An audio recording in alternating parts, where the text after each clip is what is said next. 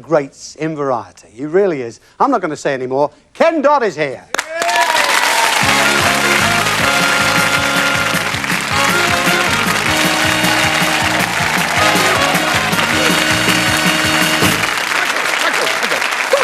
Ladies and gentlemen, but how tickled I am, I'll say it. How tickled I am. See that?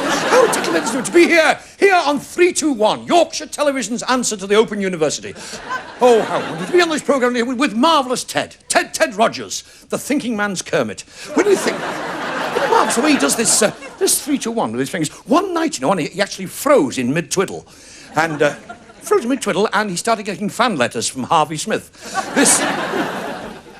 Everybody in Britain these days is game show mad. Even Bamba Gascoigne, at home on a Sunday morning, he's hopeless unless his wife gives him a starter for 10.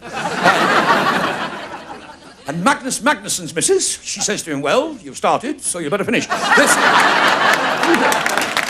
you.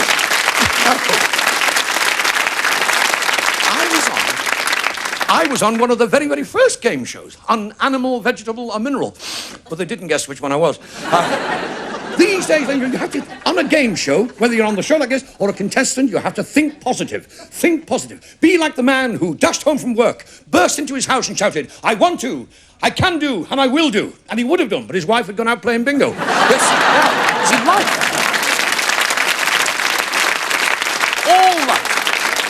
Life is a contest. Now, with me, you see, I go in for a lot of these Mr. Universe contests, and because with having a perfect physique, yes, I'm a bit like you, sir. You're low-chested as well. A lot of people say I look like Rambo.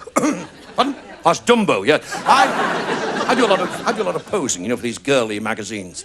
Did you see me? A fortnight ago, I did the centrefold in Exchange and Mart. It was very tasteful, but they ruined it with the staple.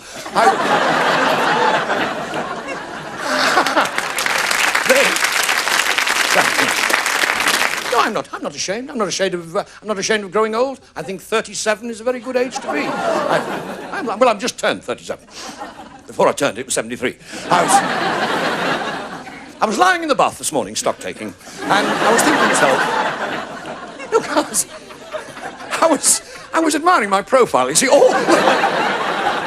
lot of people don't know, but years ago, you know, I used to be a male stripper.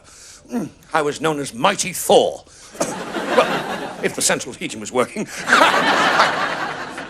Mighty Thor. I used to come onto the stage wearing a winged helmet, leather thongs right up my legs, snug-fitting leather shorts. From the back, I looked like a brewer's dray horse. I used to stand in the spotlight, waving my shorts over my head. All the ladies in the audience would be screaming, get them on, get them on!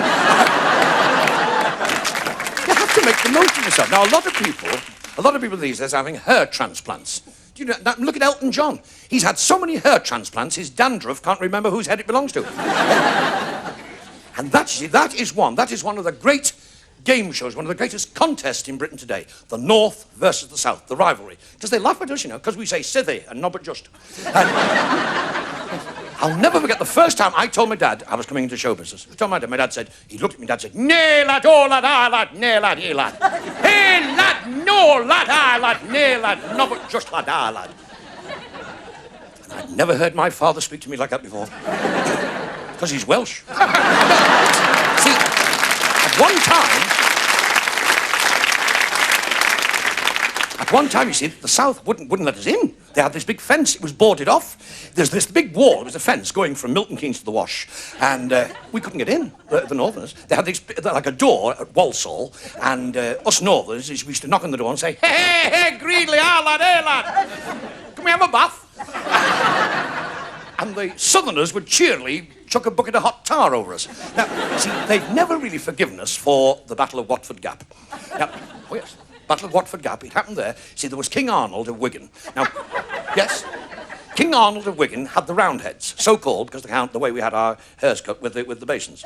And he fought King Cyril of Surrey. He was in charge of the Cavaliers. They had the long, wavy tresses down here. And, well, of course, twink. This King Arnold of Wigan, he was the pretender to the throne. He used to go around saying, I'm the king. I am the bravest man in England. I have a huge weapon. The Roundheads, you see, the Roundheads were rough and toothless. They're tough and ruthless. The Roundheads had these huge broadswords, whereas the Cavaliers only had little dirks. It's a little dirk, madam. It's a small...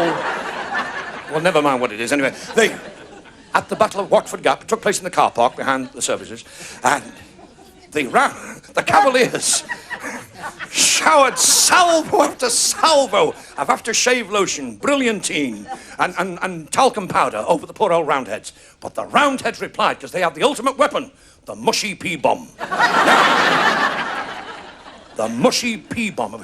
It was a terrible device that left all the buildings unharmed and Ted Rogers standing. Now, what a battle it was. Men were going down like flies, dying like flies, lying on their backs, waving 6 legs up in the air. And, of course, it was a victory for the North, which is a pity, really, because my granddad had him down for a draw. But here in Yorkshire, ladies and gentlemen, here in Yorkshire, I mean, we're the greatest, Yorkshire, aren't we? Yes. It's the air up here. It's so bracing in Yorkshire. Last time I was here, I had my teeth fixed. I didn't mean to, but I spoke out of turn in the pub over the road. What do they say up here? Say it with me. Yorkshire born, Yorkshire bred, strong in the arm. As I said to them, Tassie bye, everybody! Tassie bye!